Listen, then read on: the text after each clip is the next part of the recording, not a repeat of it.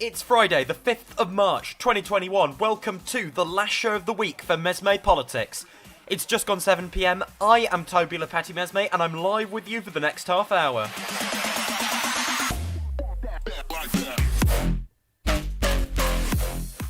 Coming up, what the hell do Labour do now? They're in a mess. How can they recover? What should Keir Starmer do? Also, a litany of betrayals in a budget that initially appears progressive, but is actually, at its core, regressive. But first, the Biden administration. We're checking in again. Done this before. How is the administration doing? We're going to be going through a litany of betrayals. The Biden administration has inflicted upon working people in America so far. Campaign pledges broken. You can get in touch in the chat throughout this show or email tobyjoshua2004@gmail.com. We are bringing you all the latest in UK and US politics from a unique leftist perspective, all for the next half hour. And welcome along. So, the Biden administration. Let's go through it bit by bit. First of all, polling. So we started the first morning consult poll for the Biden administration at the beginning was 56% approve, 31% disapprove. The latest morning consult poll was 54% approve, 36% disapprove, with the polling average of all polls 53, 56, 36 at the beginning, and now 53.6% approve, 38.6% disapprove. The trend being disapprove is going up, but approve is pretty much holding up at the same time. Biden's ratings are stable. Nothing has happened that has knocked the popularity of the administration off course as of yet so far. There have been a lot of worrying moves. We'll focus on domestic affairs for this section. So there is, like a rock running through the administration, an anti-progressive sort of austerity form of austerity logic, right? Means testing, not raising the minimum wage, all these sort of things, they are very much at play here. Not to the same extent as under prior administrations, but they are very much at play here. There is a phase out, so it's lowering income threshold for stimulus payments. 75% for single filers, now ends at $80,000 a year. $113,500 for head of household, now ends at $120,000. Phase out begins at $150,000 for joint fillers, now ends at $160,000. And Representative Bonnie Watson Coleman, representing Jersey's 12th congressional district, says this, and I agree with this. This is madness. People are struggling, and we're fighting over how many people we want to exclude from the relief checks. How about the family with several kids who made $160K but lost their job in 2020? Or the person who made $80K pre-pandemic but lives in a high cost of living state like New Jersey or New York? We're going to cut them out. And you're telling me we're going to cut off single parents with one income before families with married parents? I've said it before, stop nickel and diming the American people and pass the checks. We've been listening to this debate for a month. Enough. While you're quibbling over who you want to exclude, people are suffering. Send the checks. And here is an excellent summary from Representative Ro Khanna saying, makes no sense to deprive 7 million middle-class Americans of checks to save 0.05% of the 1.9 trillion relief package. Republicans had wanted those stimulus checks to be more narrowly focused, they said, on people who need them most. So do you agree? Are you okay with this compromise? I'm not. I don't understand the motivation. As you pointed out, 7 million Americans won't get a check. Many middle-class Americans, working-class Americans, particularly in high cost of living areas. And then you say, okay, well, what's the savings? Well, the savings is $13 billion. That's 0.05% of a $1.9 trillion deal. So is it really worth saving 0.05% to have less checks go out? It's a overall very, very good package. And this doesn't make much sense to me. It is ridiculous. There is no need to do this. The means testing stuff is complete bullshit, right? It's fully sort of an austerity framed policy. As Ben Beckett wrote recently in Jacobin, there's absolutely no reason to means test the stimulus checks. Means testing is bad politics and bad policy. Democrats should stop worrying and just pass a bill with 2,000 stimulus checks for everyone. No questions asked. Meanwhile, the $15 minimum wage, still out there. Advocates of a $15 an hour federal minimum wage did score a temporary victory when it passed the House. Didn't pass the Senate. 8 Democratic senators voted against the thing. As Waleed Shahid says here, it is unconscionable that 8 Senate Democrats would tell millions of essential workers earning poverty wages that they are heroes but don't deserve a $15 minimum wage. President Biden and Vice President Harris must now present their plan for delivering on their campaign promise of a $15 minimum wage before the midterms get underway. Otherwise, the Biden administration risks betraying a core campaign promise. You can hear here Bernie Sanders fighting on the Senate floor for an amendment. The amendment didn't pass. He was defeated. But still, this man sticking up for working class Americans against the Democratic Party. Madam President, I rise today to offer an amendment to increase the federal minimum wage from a starvation wage of $7.25 an hour to $15 an hour over a 5-year period. As I think you know, the Congress has not raised the minimum wage since 2007. And the result of that is that half of our people are now living paycheck to paycheck, and many, in fact, are working for wages that are much too low in order to take care of their families. So, to my mind, the American people, in poll after poll, in state after state, understand that we've got to raise that minimum wage to a living wage of $15 an hour, and I intend to do everything that I can to make that happen. And it is not acceptable to me that half of our people live in paycheck to paycheck, and millions of people are trying to get by on $9, $10, $11 an hour. And you know what? You can't do that. You can't do that in Vermont, and you can't do it in California, you can't do it in Minnesota. You can't do that. And our job is to make sure that we have an economy that works for all and not just the few, and that in order to do that, we are going to have to raise that minimum wage to $15 an hour. Frankly, it is disgraceful that Congress has not passed an increase in the minimum wage since 2007. Think of all the things that have transpired since then, but Congress has not raised the minimum wage since 2007.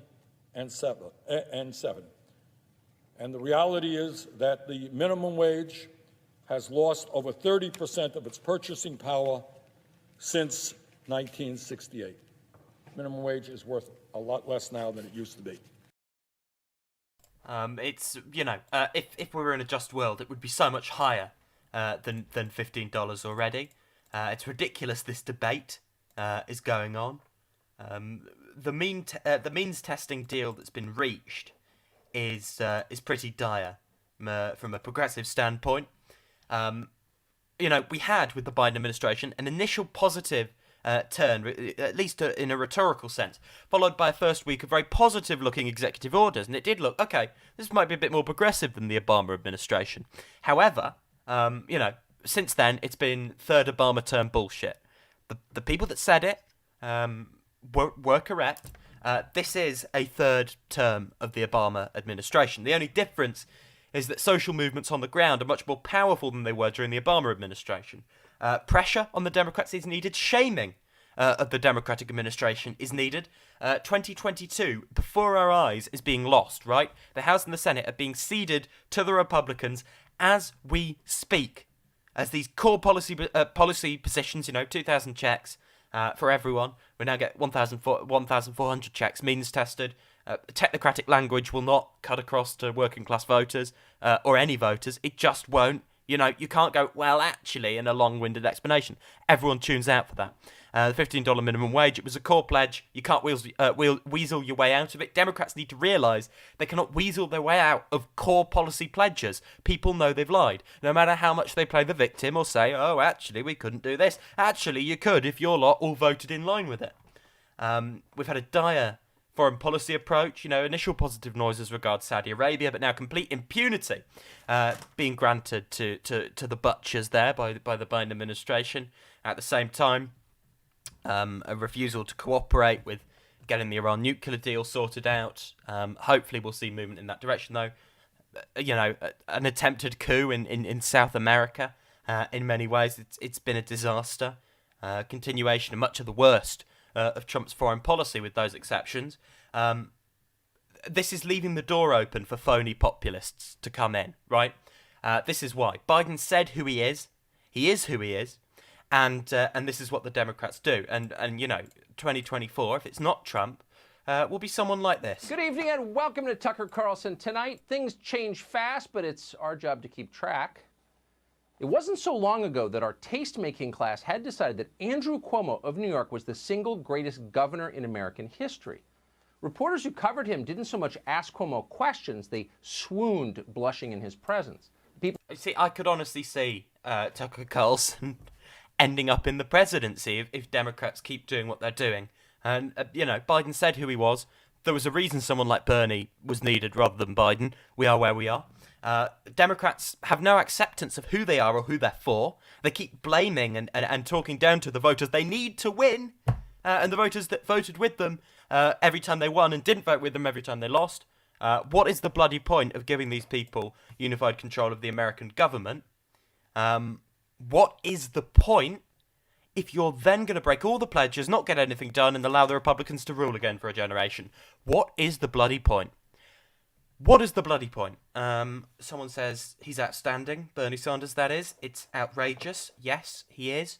He's sort of like Jeremy Corbyn, but much more adept at day-to-day sort of politicking. He's like, if you combine the principles and internationalism of Jeremy Corbyn with the politicking and the scheming of John McDonnell into one individual, it's a very potent force. There's a reason he's the most popular politician in America, despite the mainstream media being diametrically opposed to him and his agenda. It's because he really knows how to cut through. Over here, I want to talk to you about some of the worst betrayals of the budget, some of the worst excesses of the budget from a regressive standpoint. So the public has been urged to join a slow hand clap protest against the government's proposed 1% pay rise for NHS staff as anger mounts against the plan. Unison called on people to show solidarity with frontline health staff by appearing on their doorsteps and balconies next Thursday at 8 p.m. to show what they think about derisory increases. The gesture of support for NHS workers should be repeated 3 weeks later on 1st of April, the day staff are due to have their wage increase, the union said. This comes as the Royal College of Nursing threatened to strike over its pay offer, which amounts to a real terms cut in wages. Its General Secretary, Donna Kinnair, said this is pitiful and bitterly disappointing. The government is dangerously out of touch with nursing staff, NHS workers, and indeed the public. Here's Matt Hancock being challenged on this and shamelessly dodging it at the Downing Street press conference.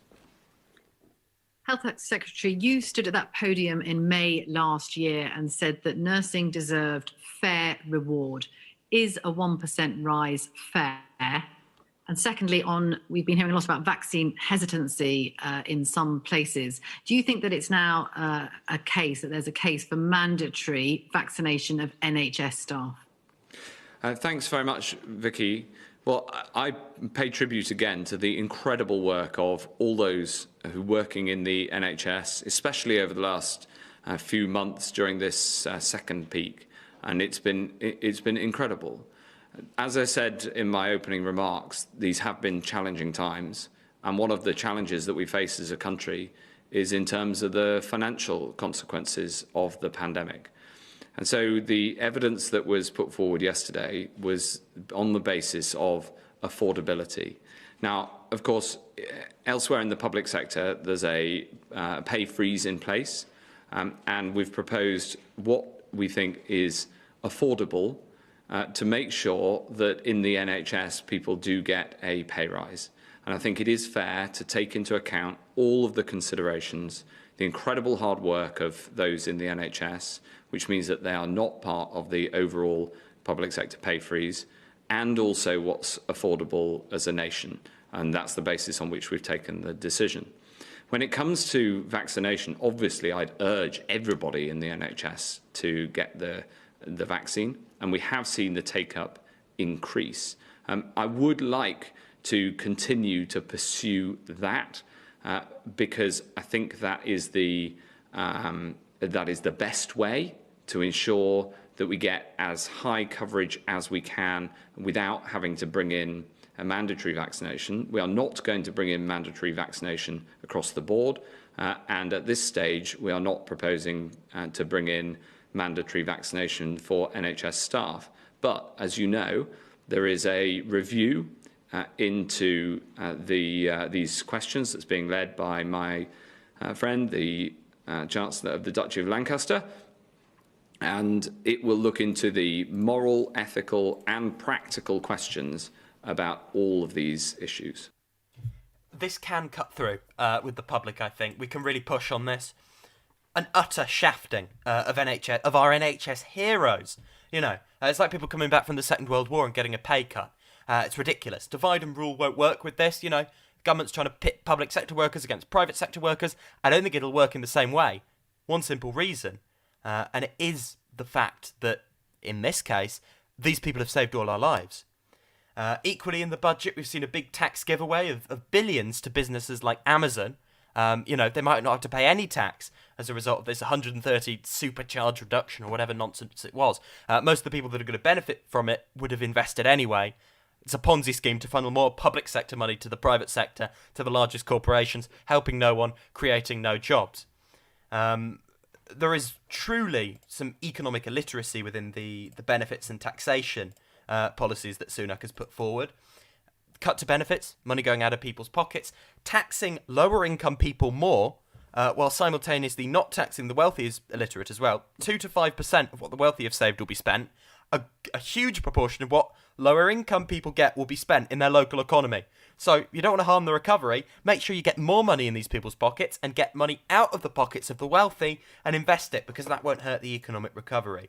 Sunak is defending cut to universal credit. I just want to finish this point about universal credit. If you acknowledge that people need that £20 a week uplift, and if you acknowledge that furlough is going to end at the end of September, why couldn't you extend that benefit? That was put in place when we were in a national lockdown. Obviously, that's gone on for longer than we've liked. We are going to exit this national lockdown in the coming weeks, and the universal credit uplift will be in place well beyond the end of that. But what I was saying is that's just one of the things we're doing to support low-income families. The national living wage is being increased above inflation starting in April. That's a £350 pay rise to those who are full-time on the national living wage. Also, we're providing a lot of support for those vulnerable families who need help with their rent payments through something called local housing allowance. That's £1 billion of extra investment next year. It will help 1.5 million families, about £600 each. We're also providing 3.5 million families with 150 quid to help with their council tax bills. And what is really important as the economy reopens, that we focus our attention on giving people the opportunity to get new jobs. Okay. So that's Rishi Sunak there, defending the indefensible. Deirdre says 1% pay rise doesn't even cover inflation. Indeed, it's a pay cut. John says affordability. He is having a laugh. We can afford another 15 billion for the test and trace fiasco. For health service staff, 1%, and be grateful for that. I am incendiary, as am I. Finally, I do want to talk to you about a lot of worrying noises about, complete... We've got to push back on these lies about the deficit, okay? Talk about a magic money tree. We don't have a magic money tree. The economy's like a household budget, we've got to pay back on it. People who say that don't understand how the economy works. I'm sorry, but it's true. We should tax the wealthiest to address inequality and invest for the future. We should not tax to pay down the deficit. The deficit, like in wartime, is a thing that is there. There's a thing we will grow away from. It is not a thing we need to pay back. It is not. We're not going to go insolvent. The government buys most of its own debt. Bank of England is, however independent it is, it's a branch of the government. And it can do various procedural moves that mean, no matter what happens fiscally, they can keep the interest rates down if they want to. They can prevent this blowing up in our faces if they want to, and they will. There is no conceivable way this can blow up in our face. Have a listen to, there are two excellent speakers on Question Time. Have a listen to Miata Fatbullah from the New Economics Foundation really skewering this. My issue is raising taxes to pay down the deficit. And the reason I say this is, Andy, you say it's like household budget. It isn't. Government finances are nothing like household budgets. A key part of this, the Bank of England has stepped in to help the government in a massive way. So 92% of the borrowing that the government has done this year is being lent from the Bank of England at 0% rates. The Bank of England is independent, but it's an arm of the government. It is literally the friendliest, most patient creditor the government could hope for. So, the choice to increase taxes and to cuts, because there were cuts in that budget, in order to pay for the deficit, is a political choice. It is not an economic necessity. And for me, it's a wrong political choice that has not learned the lesson of 10 years of austerity that have robbed our communities of investment, made us weaker, made us less resilient. Okay. My issue... And we can also listen to businessman Theo Papitas, who actually, came out. There's another business dude on Question Time. Again, skewered him. Basically said this is ridiculous. We need to tackle tax evasion. Let's stop beating ourselves up about the debt. It's not how the economy works, and it's true. And we really need to see a huge amount of pushback on lies people, typically from the right, spread about the deficit.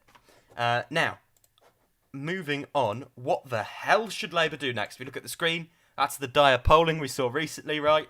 That would be a 92-seat Tory majority, and Labour really is in a pickle. What they're doing right now, the approach they're doing right now, will win no one over, disagreeing with everyone in the country on key issues. Here's John Ashworth talking about how, the Tories aren't a low-tax party, and basically trying to position themselves as some sort of race to the bottom party. It's insane. But 55% of people actually describing the budget as fair. Well, it will be fair for those people who, aren't paying more tax. But I mean, there's a big group of people who are going to be paying more income tax as a result. And I think when people realise that, they'll see that the Tory party can never again claim to be the party of low taxation. They are actually dragging a lot of middle income earners, a lot of hard-working families into paying more income tax. So nurses and teachers and police officers will be paying more tax thanks to Rishi Sunak. This isn't a low tax party. This is now the high tax party. And I think when people start feeling the direct impact of that on their own finances, I think the view of this budget will change rapidly. So Labour's current approach is ridiculous because they basically ceded all the ground that Corbyn and McDonnell made up, pushing the political spectrum to the left, ceding it, and they're basically now pushing the Tories away, trying to make them go further to the right. They're talking about low tax, talking about investment, but actually they're currently endorsing a regressive tax rise on low-income people. They are positioning themselves as a party of capital, and they are losing dismally in the polls as a result. There are obviously big structural issues. They have no vision. They have no competence, and it is not a patch on the Corbyn leadership. I have headlines from 2018 where Jeremy Corbyn has an 8-point lead in the opinion polling. I have polling from the early stages of 2019, before Boris Johnson became Prime Minister, right? Where Jeremy Corbyn was on course for a small Labour majority in the House of Commons, despite all the structural disadvantages in place. This is ridiculous. Keir Starmer is trailing below how we polled that disastrous election result. There are big structural issues playing against Labour here. And I think maybe we really need to start considering maybe what we saw in 2017 was the best we can get. It was the only time that Labour gained votes or seats since 1997. And it was shat on by the Labour right. And they'll do that with anyone who's remotely successful and progressive. We need generational change for Labour to win. We need a radical vision. We need the dinosaurs like Campbell, Blair, Jess Phillips. These political relics gone, banished. And we need socialists in. We need people like Rebecca Long Bailey and John McDonnell. We need a new generation of young left-wing activists coming through. That is the only way Labour will win again. And if they do win with this approach, they'll be in power, but they won't do anything with it. We need generational change. Labour can win again, but it will not be for a very long time unless Keir Starmer actually commits himself to the pledges that he made to the Labour membership. Clearly got no intention of doing so. But if he does that and mass overhaul strategy, of course things can be turned around. As of right now, it's going to take big generational change. Here is Keir Starmer talking about the dire polling. I think during a pandemic like this, people want the government to succeed, and you see that reflected in the polls. Of course we've got a lot of work to do, I accept that, but I think in the middle of a pandemic, particularly with the vaccine rollout, people do want the government to succeed. But why do you think they're getting less popular? In the middle of a pandemic, I think people want to see a government succeed and the vaccine is being rolled out. But we've got a lot of work to do. As a party, to win people's trust? We've got a lot of work to do. We lost very badly in December 2019, and I've always said it's a 4-year project to rebuild, and that's what we're doing. We also lost very badly in 2015 and in 2010, and we lost huge amounts of ground in 2004. There's no reckoning with these kind of uncomfortable facts for the Labour Party or the Labour leadership. Sorry, 2005, of course, not 2004. They got far less votes, 35% in 2005 than Corbyn in 2017 on 40%. Here's Ed Miliband talking to Newscast about the dire polling. Do you think that you've failed to convince the public that Boris Johnson has mishandled the pandemic? Because the polls show that people kind of approve of him being Prime Minister, and the Conservatives are ahead of Labour in the kind of voting intention. Does that mean that your argument that things like the lockdown being too late or test and trace being too outsourced, that actually the public just haven't bought any of those arguments? I think that there is an inevitable and understandable rallying round the government. I think people do think that, this was a very unexpected event. I think in time, there will be arguments to be had about why our death toll has been so high, what the government did and didn't do, but also this point that Keir made in his speech, as I say, a couple of weeks back, which is one of the deep issues that we face as a country, like inequality and like deprivation, which may have made the impact of the virus worse in this country, and crucially what we do about them. I tend to think arguments are fought about the future. And I think that's where most of the focus will be. I think there'll inevitably be an inquiry, which will obviously have to look at the lessons we learn. I think the thing I'm most interested in is what kind of future we build. And I think that's, in the end, what the British people will be most interested in. Newscast from the BBC.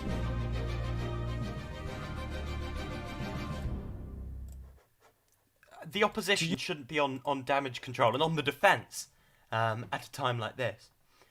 Someone says Richard Bergen, short memories and try and pin it on Corbyn. Sure, Richard Bergen, perfectly plausible candidate as well, I think. I'd prefer it to be a woman, to be honest, at this point, to be the standard bearer, but true, you've got people like Clive Lewis, Richard Bergen. I think Rebecca Long Bailey is more of a competent technocrat than a charismatic, front, but to be honest, I think a gritty woman from the north of England who really does have principles she'll stick to, would be doing a lot better than Keir Starmer in holding the government to account. So, yes, Rebecca Long Bailey, I think she wasn't prepared for the bid because it was, everyone was blindsided with it. I think she'd had more time to prepare and less infighting, in the middle of her campaign.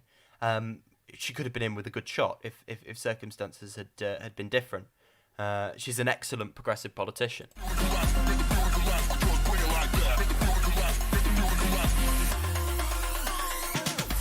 I've met her. She's lovely as well. Lovely person. So, that is it from me for another week. Thank you for joining me on MesmePolitics. We'll be back, same time, same place, 7 p.m. on Monday, and have a good weekend.